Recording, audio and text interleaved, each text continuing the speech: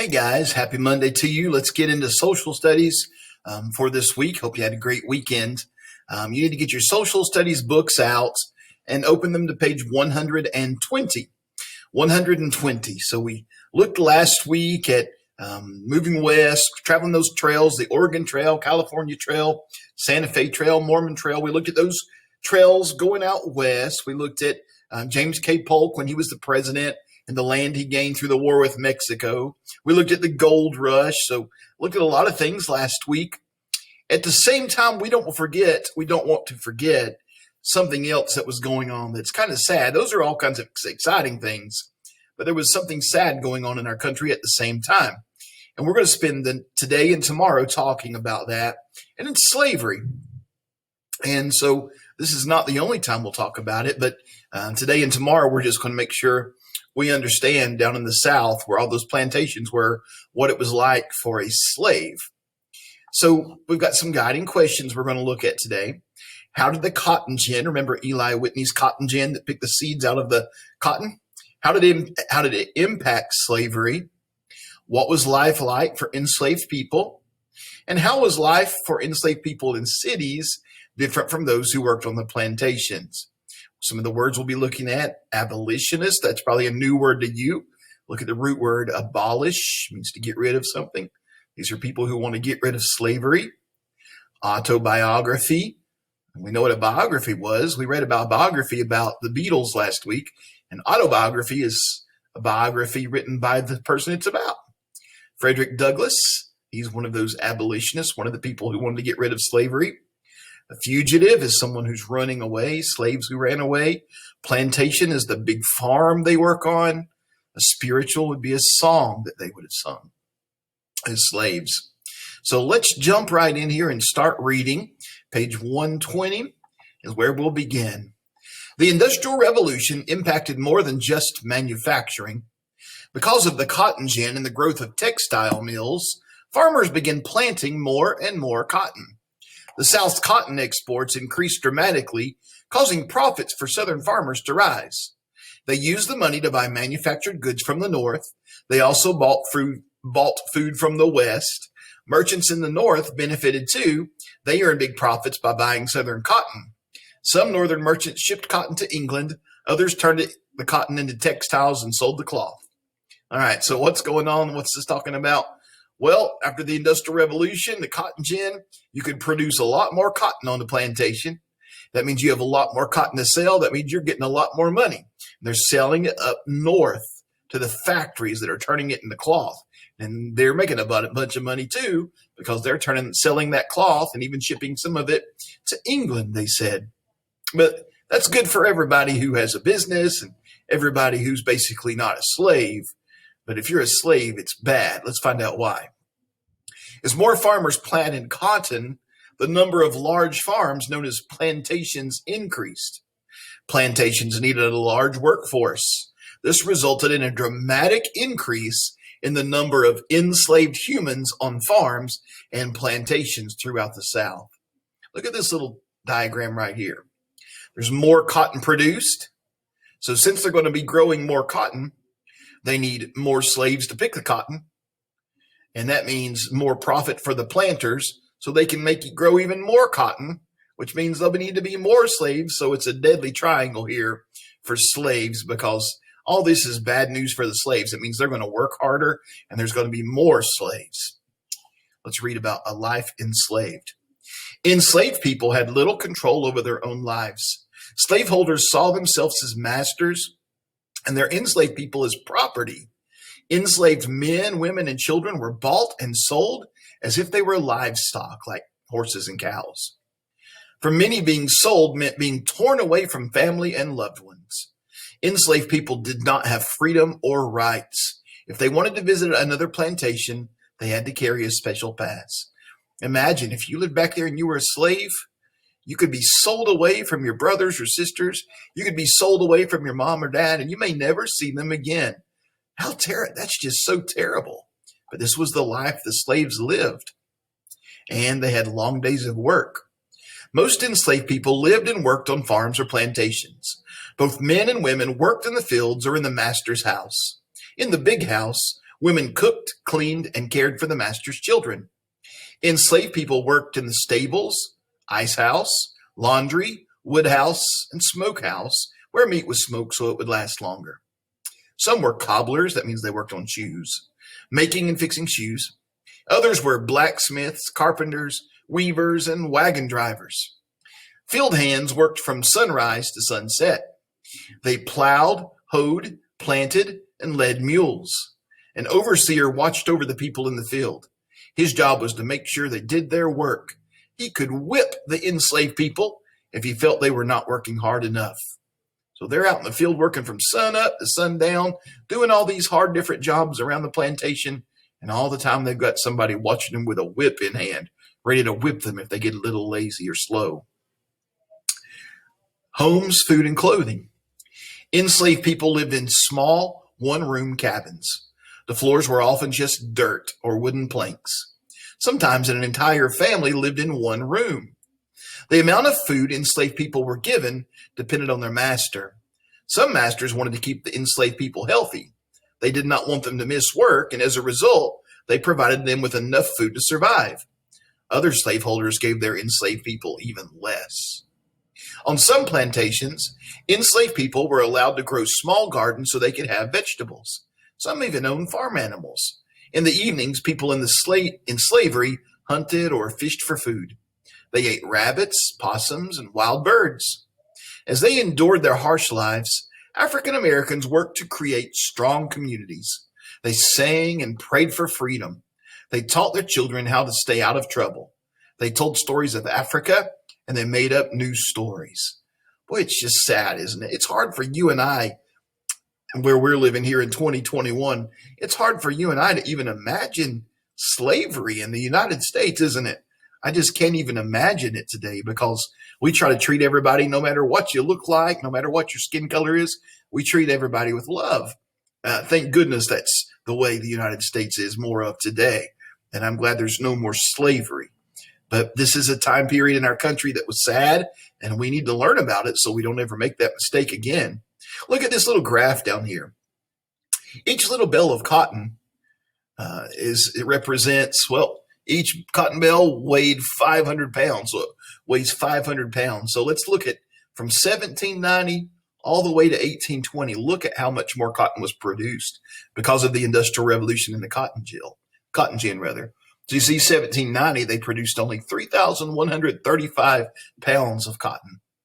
But if you look up here, just 30 years later, they produced 334,378 pounds of cotton.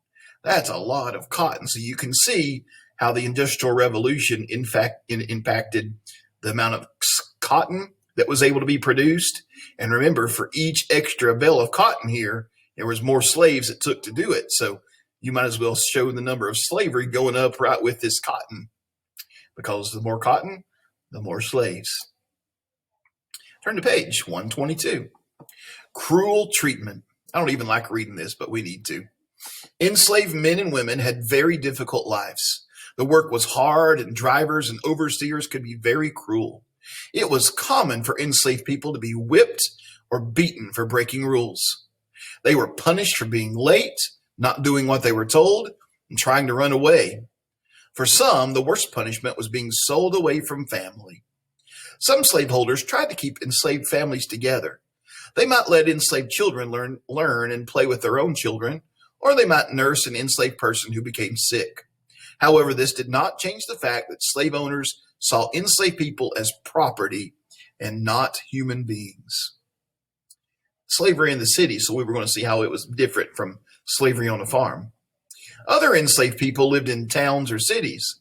Enslaved people in cities typically worked as craftsmen, carpenters, boatmen, iron workers, and mechanics, people who fix machines.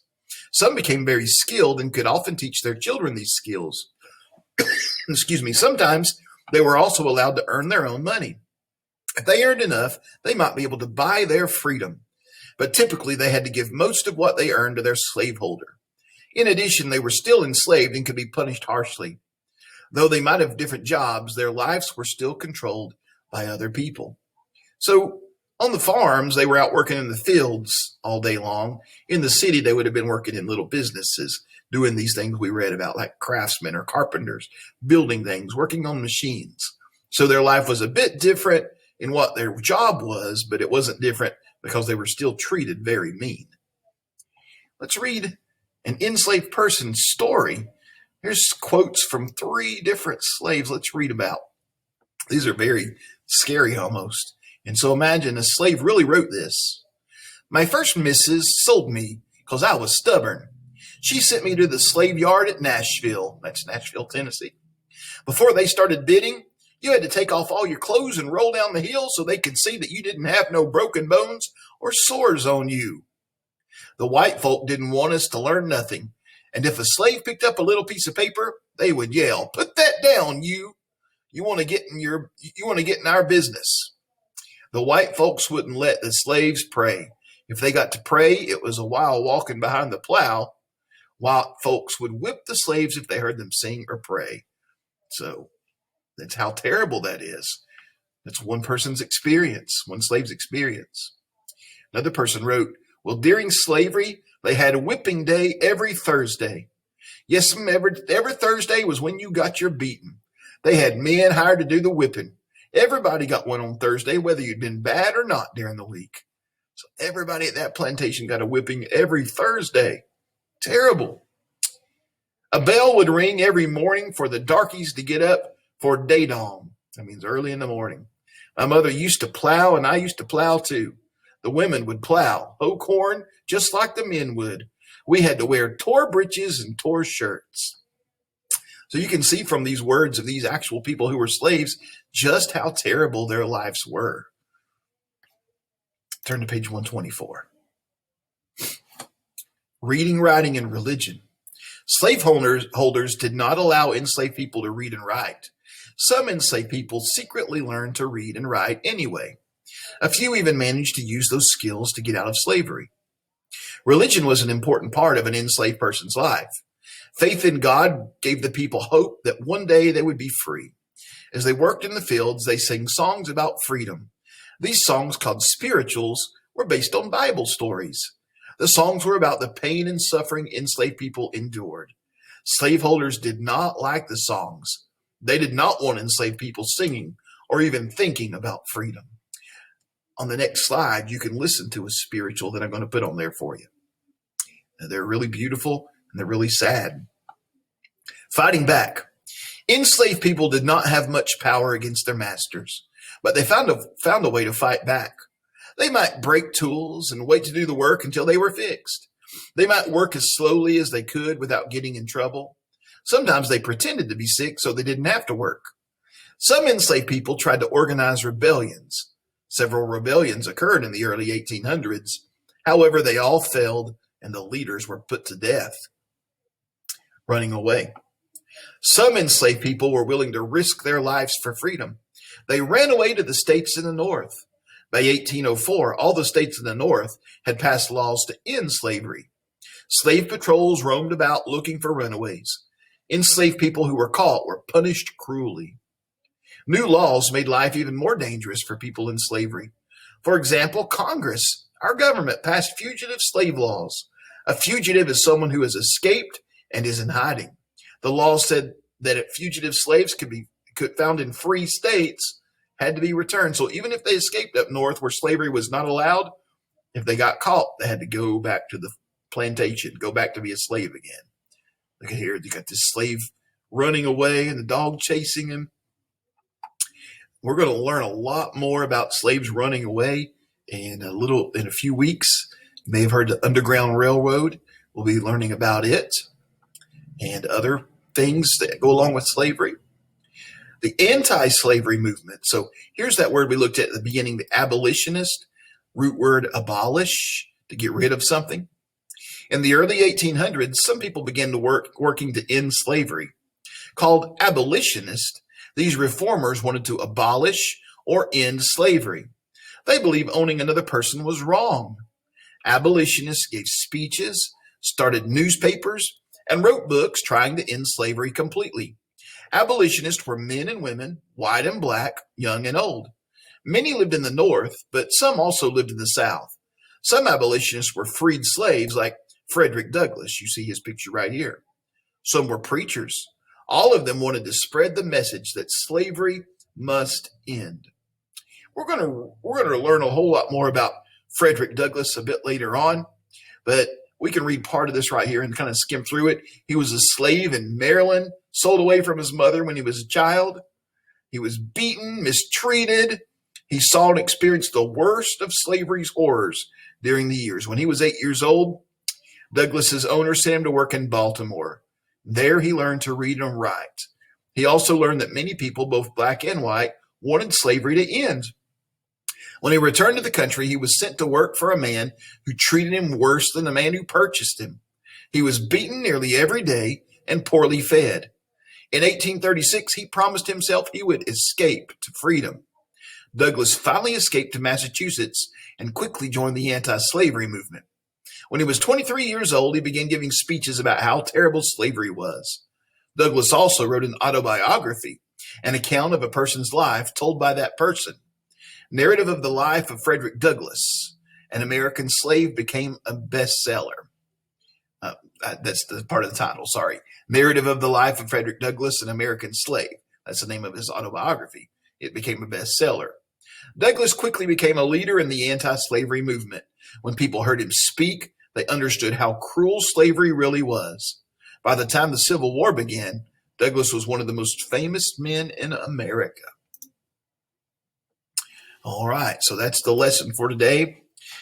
Just a terrible cruelty of slavery is what we talked about, what their lives were like. So you can go to the next slide and listen to a little spiritual. And then that's all you'll need to do for me today for social studies. All right, have a great day.